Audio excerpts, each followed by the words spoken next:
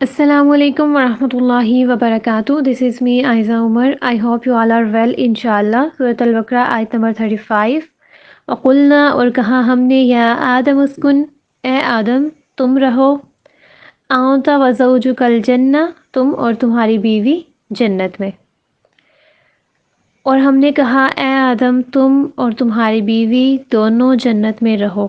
اللہ سبحانہ و تعالیٰ نے آدم علیہ السلام کو تخلیق کیا، انہیں فضیلت عطا فرمائی، پھر ان میں سے ان کی بیوی سیدہ حوا علیہ السلام کو پیدا کیا اور ان پر اپنی نعمت اس طرح سے پوری کی تاکہ وہ اپنی بیوی سے سکون حاصل کریں، اور ان کو حکم دیا کہ جنت میں سکون سے رہو. ظاہری آیت سے یہ معلوم ہوتا ہے کہ سیدنا آدم علیہ السلام کے جنت میں جانے سے پہلے حوا علیہ السلام کو پیدا کیا گیا اور پھر ان دونوں کو کہا کہ جنت میں جا کے سکون سے رہو. لیکن سیدنا عبداللہ بن عباس، عبداللہ بن مسعود اور دیگر صحابہ کرام نے یہ کہا ہے کہ سیدنا آدم علیہ السلام کو پہلے تنہا جنت میں داخل کیا گیا اور ان کو حکم دیا کہ وہاں جا کے رہو سکون سے، لیکن سیدنا آدم علیہ السلام کو جنت میں تنہائی محسوس ہوتی تھی اور وہ اکثر گھبرا جاتے تھے.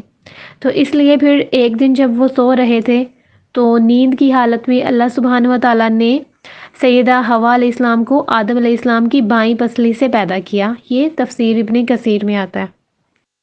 اسی وجہ سے نبی کریم صلی اللہ علیہ وسلم نے عورتوں کے ساتھ نرمی کرنے کا بہت حکم دیا ہے، جیسا کہ ایک حدیث ہے ابو ہریرہ رضی اللہ تعالیٰ عنہ سے بیان کی گئی ہے کہ رسول صلی اللہ علیہ وسلم نے فرمایا، عورتوں کے بارے میں میری وصیت ہمیشہ یاد رکھنا، کیونکہ عورت پسلی سے پیدا کی گئی ہے اور پسلی میں سب سے زیادہ ٹیڑھا پن اوپر والے حصے میں ہوتا ہے.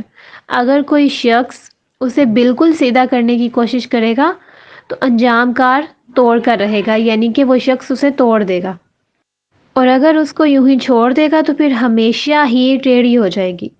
بس عورتوں کے بارے میں میری وصیت مانو، عورتوں سے اچھا سلوک کرو.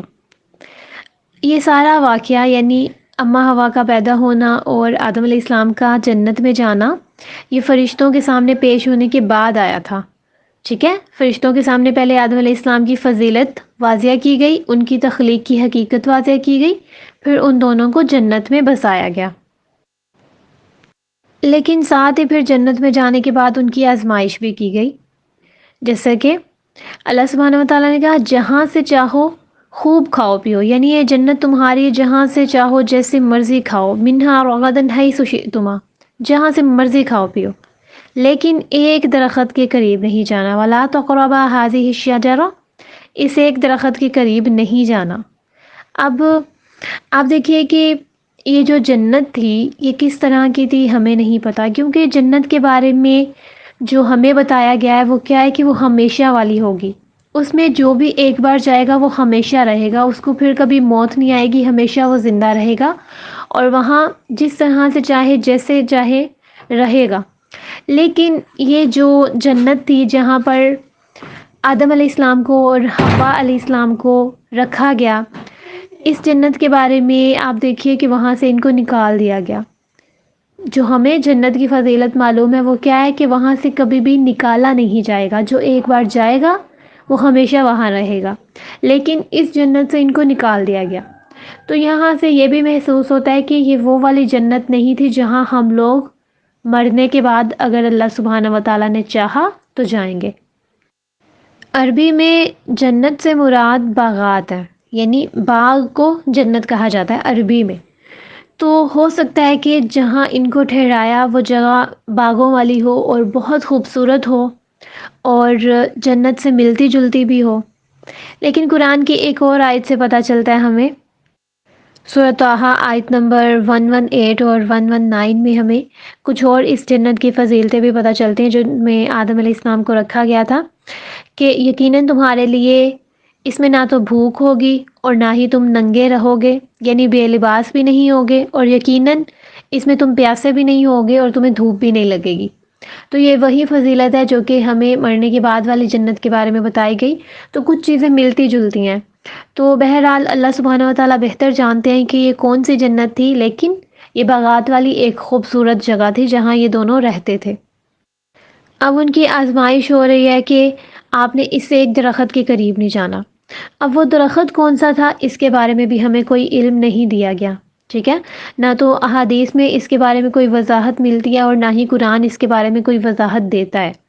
جسٹ اتنا کہا گیا کہ اس ایک درخت کے قریب نہیں جانا۔ بہت سارے لوگ کہتے ہیں کہ وہ گندم کا درخت تھا اور انہوں نے اس کا دانہ کھا لیا تھا، تو نہیں، کیونکہ جو گندم ہے وہ ایک زمینی درخت ہے، درخت تو ہوتا نہیں ہے اس کا، تو ایک زمینی کھانا ہے، ٹھیک ہے، گندم۔ اور جنت میں زمینی کھانے نہیں ہوں گے، اگر ہوں گے بھی تو وہ ان کی کوالٹیز ڈفرینٹ ہوں گی۔ اور جب زمینی کھانا کھایا جائے تو پھر حاجت ہوتی ہے، لائک باتھ روم یوز کرنا ہوتا ہے، تو جنت میں ایسا کوئی سین نہیں ہے باتھ روم وغیرہ یوز کرنے کا، کیونکہ وہاں کوئی گندگی نہیں ہوگی۔ تو یہ اوبویسلی درخت تو تھا، لیکن کہا جاتا ہے کہ گندم کا درخت تھا، تو گندم کا درخت ہوتا نہیں ہے، ہم سب جانتے ہیں۔ تو پھر یہ کون سا درخت تھا، کون سا پھل تھا، ہم لوگ نہیں جانتے، ٹھیک ہے؟ اور اس کے بارے میں ہمیں جاننے کی ضرورت بھی نہیں ہے، کیونکہ یہ ہمارے لیے کوئی نافع علم نہیں ہے، اس کی ہمیں ضرورت نہیں ہے۔ جسٹ اتنا کافی ہے کہ اللہ سبحانہ و تعالیٰ نے ایک درخت کے پاس جانے سے اور اس کا پھل کھانے سے منع کیا تھا۔ یہاں ایک اور چیز جو کہ قابل غور لگتی ہے کہ اللہ سبحانہ و تعالیٰ نے کہا درخت کا پھل نہیں کھانا اور اس کے قریب بھی نہیں جانا، یعنی گناہوں کے قریب بھی نہیں جانا۔ اگر کوئی گناہوں کے قریب جائے گا تو پھر بھی وہ ہو سکتا ہے کہ اس گناہ کو کر لے، تو احتیاطاً کیا بتایا گیا کہ قریب بھی مت جانا۔ فَتَكُونَ مِنَ الظَّالِمِينَ، ورنہ تم دونوں ظالموں میں سے ہو جاؤ گے۔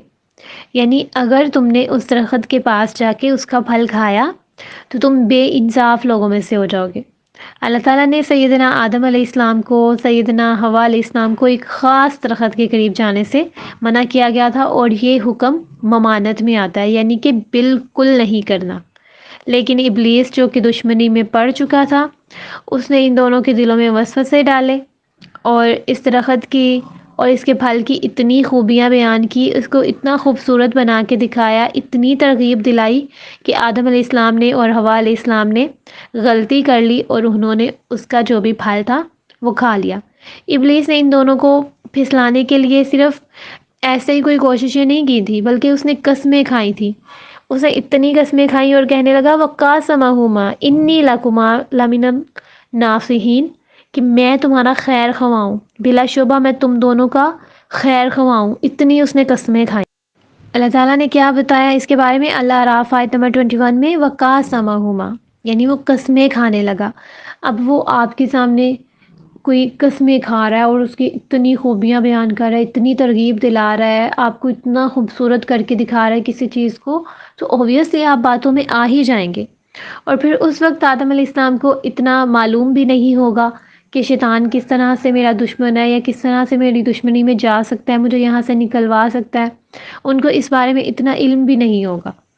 تو جو بھی حالات پیدا کیے اس نے، اور اس کے بعد ان دونوں کو پھسلایا، باتوں میں لے کے آیا۔ آج بھی شیطان نے جب ہم سے کوئی گناہ کروانا ہوتا ہے نا، وہ اسی طرح اس گناہ کو ہمیں خوبصورت کر کے دکھاتا ہے، ہمیں طرح طرح کی دلیلیں دیتا ہے، ٹھیک ہے؟ ہم اگر کسی چیز کو برا سمجھ رہے ہیں تو وہ اس کو کہیں نہ کہیں اچھا بنا کے پیش کرنے کی کوشش کرتا ہے، اور ہمیشہ کی طرح انسان اس کے بہکاوے میں آ جاتے ہیں۔ اسی لیے اللہ سبحانہ و تعالیٰ نے انسانوں کو توبہ کرنے پر، معاف کرنے کا، ان پر، انسانوں پر رحمت کی ہوئی ہے کہ اگر کوئی انسان گناہ کرتا ہے تو یہ اس کی کمزوری ہے، انسانی کمزوری ہے کہ وہ گناہ کر لے گا، شیطان کے بہکاوے میں آ جائے گا۔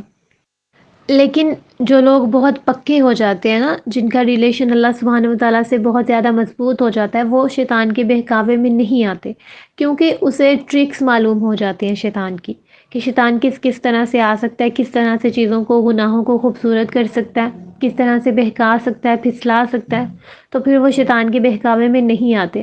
لیکن کچھ لوگ جو کہ اس کی ٹرکس کو بہت زیادہ نہیں جانتے، یا وہ اتنے زیادہ ایمان میں مضبوط نہیں ہے، تو شیطان ان کو پھسلا لیتا ہے۔